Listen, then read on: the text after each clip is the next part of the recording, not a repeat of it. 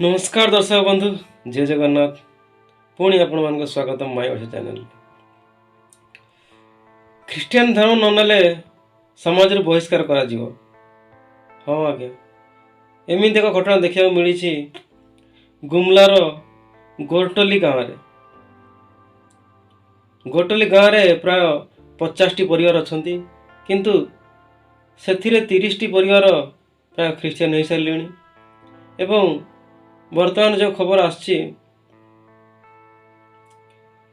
दुईटी परिवार को से संपूर्ण समाज बहिष्कार कर जहाँ को आम समाज बासिंदा बोली कहूँ से मैंने कौन सी पानी कूरु पानी नहीं पारे नहीं, बंधु को गाधे जापारे नहीं, सांगे कई कथा हेबे नहीं।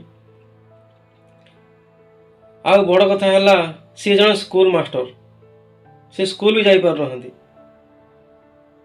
ताकू प्रेसर करा जाउछि कि जदि ख्रीस्टियन धर्म तमे ग्रहण न करिवो तुमको गाँव रखी दि जावनी।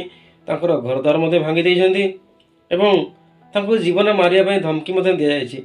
से यहाँ मध्य थाना ने एतला भी देइछन्ती। ऊपर मिशनरियों का दबाव है। मैं यहाँ एक प्रकार कुछ बोलते हैं तो हमको मुझे मारने और धमकी देने का लोग गाँव में उतारू हो जाते हैं। मेरा घर बाड़ी सबको तोड़ दिया है मेरा। तो यहीटा कौन ठीक कथा आपण मैंने निजे कहतु। आपण मैंने धर्म प्रचार करछन्ती क्या किसी असुविधा नहीं, किंतु जोर जबर क्या धर्म सामिल करने सामाजिक बहिष्कार करवा यहाँ तो ठीक कथा नुह। बहुत ख्रीस्टियन भाई मैंने आप यूट्यूब कहते कि ना आम क्या जोर जबर करूनु, समस्ते निज इच्छा आसुँच।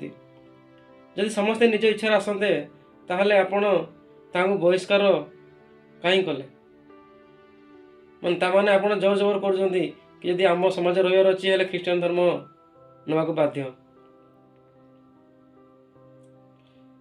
यही दुखनीय घटना बहुत सारा देखा मिलूँ।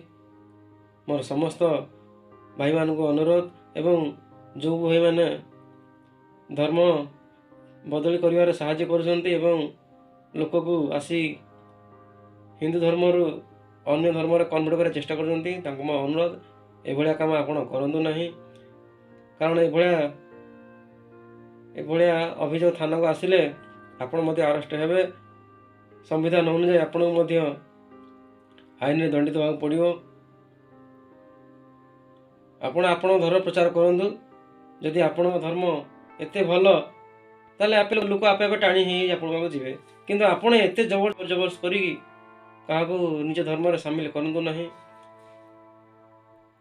जदि यही आपण काम कर चलते ताले दिन ना दिने यह आंदोलन तीव्र रूप नेब एवं समस्त को ये सम्मुखीन होगा पड़ा असुविधा।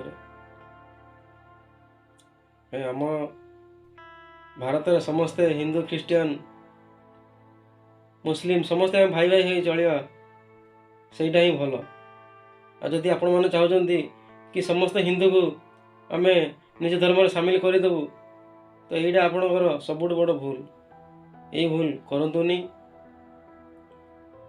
यदि यही भूल कर चलिए ताले आपण को बहुत असुविधार पड़ा पड़ो। नमस्कार, जय जगन्नाथ।